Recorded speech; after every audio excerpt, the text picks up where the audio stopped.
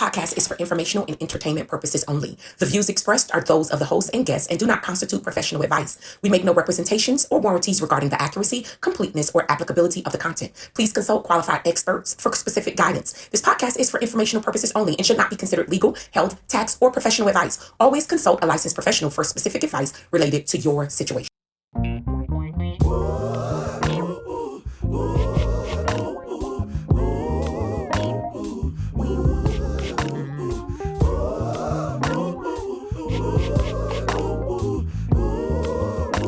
Hello there, and welcome to the Real Lyfe Topics Podcast. My name is Lakeisha Stevenson, and I am so glad that you are here. Woods and the city. So I want to talk in this episode about survival. It's something that we could relate to in so many areas of our life, and I just want to bring this up because some things that you need when you are in survival mode, you do not need them when you're in rest mode or you're out of fight mode. So when I said woods and the city, if I am going on a hiking trip and I am in the woods, my level of preparation is different than if I'm taking a nice tourist walk in the city.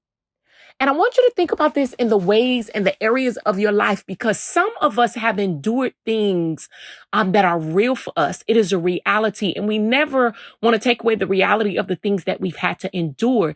But there were woods for us. It was a dark place. It may have been thorns, and it may have been sticks. You may have not been able to see in front of you. That was a woods area of your life. But what you used in the woods, it's not the same tools that you might necessarily need in the city. It's definitely not the same thing that you need in a rural environment with a summertime porch with lemonade and swinging on a chair. It's not the same thing. And so often I believe that when we have had to go through survival, sometimes it is difficult to detach from those moments and realize that you're in a different place. So let's talk about what this does in our community or what it does in our culture.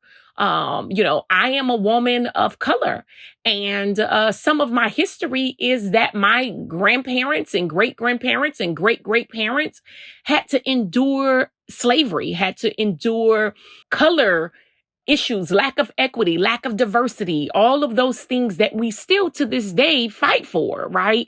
To be seen as equal or have equity, not necessarily equal, but, to have some equity.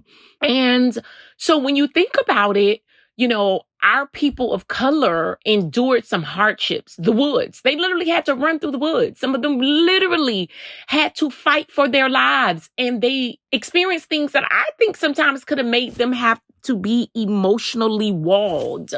Some of their children were being taken away from them. They were being impregnated against their will. And so they had to develop a resistance, had to develop a resilience to survive those moments. Because let's think about it. If you are a mother and you have birthed a child, nurtured a child, regardless of how that child may have got here, you grow attached to some degree. But our people had to become detached. They had to detach their emotions from that scenario because they knew that child was not staying with them. They were not going to be able to rear that child. They were not going to be able to see that child. Sometimes their children were sold on the auction block. But here goes the time where they've gotten away from that life, and, maybe some freedom has come in certain ways. But here it goes. When you parent, you still parent from a detached place, an emotionless place. Woods and the city. See, those were the woods. But when you are out of the woods, you have to realize that you're out of the woods and not necessarily operate in the same exact manner. Because what it does is it creates generations of wood behaviors, even though that's not the same reality. My grandmother, I miss her so much.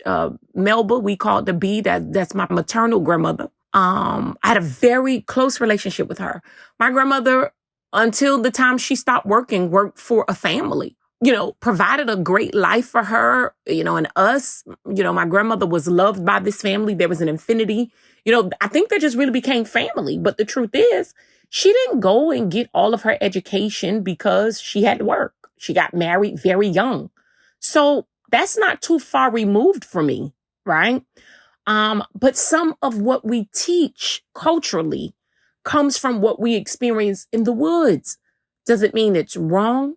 No, it was our reality. But I, as a mother, as a grandmother, I have to realize that some things I can't necessarily pass on to my children just because I experienced it from my grandmother or experienced it from my mother, because that was their reality, not necessarily mine. Now, can I learn from what they experienced, and can I learn how to implement some of those tools? Yes. Because some things are not all gone, but I may not be able to react the same way, or else I would find myself constantly on the defense or constantly in fight mode for something I don't have to be fighting for or fighting with, because I haven't experienced the same thing. I grew up in a high school. There was no segregation. As a matter of fact, it was very diverse. My study buddies were of all cultures and nationalities. I grew up in an area where I was around a lot of different people, and we coexisted and thrived in an environment where we were good. So I can't necessarily pass along some of the same experiences that my mother or my grandmother may have experienced.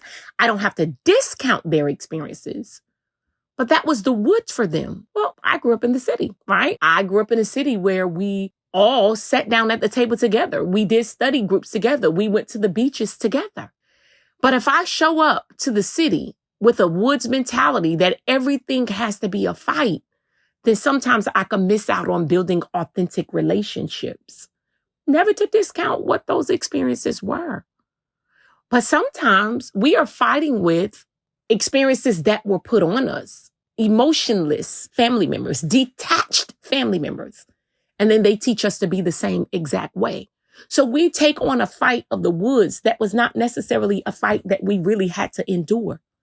So, we are here at the Real Lyfe Topics Podcast, right? And we talk about things that bring awareness, hopefully offering some resolution to some things that you may be experiencing in your life, with the goal that we will all evolve.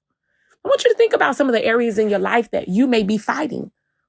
Is it a personal fight, or is it a fight that's passed down to you? At some point, you have to really think about the origination of where things come from and happen in your life. You cannot deal with everything from the middle. There are points of origination. There's a book I authored called The Pebble in the Pond, and I stand by it and stick to it because there were some things that happen in our life and they cause ripple effects. Well, if you go out to the last ring of the ripple, you may not know where the entry point was. You've got to recognize these entry points that cause us to fight, areas of conflict in our life, in our personality. We've got to recognize what those are. The woods or the city.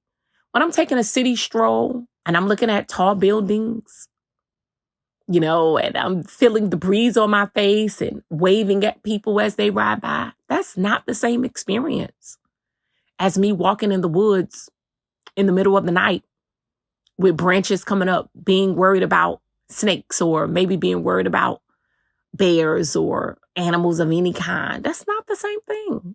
I need on a different type of shoe. I could wear a sandal in the city. I should not wear a sandal walking in the woods. What are you saying, Lakeisha? Ultimately, assess your environment for real and determine what you really need in it. You might need those hiking boots in an area of your life, but you might not need them right now. Let's not be on autopilot. Let's look at what's really going on and where we really are, and make better choices and better decisions so that we could really touch the heart of humanity by just making better personal decisions. Listen, I hope that you have an amazing day. I really do. And I hope that you got something to make you think today. That's the whole point. Real life topics. This may not fit you in any way, shape, or form, but for someone, it does. There's some places where you've had walls where it really should only be a gate. That's the city wall. You still fighting like you in the woods. Listen, this is the place where we live with intention, clarity, and direction. Have an amazing day.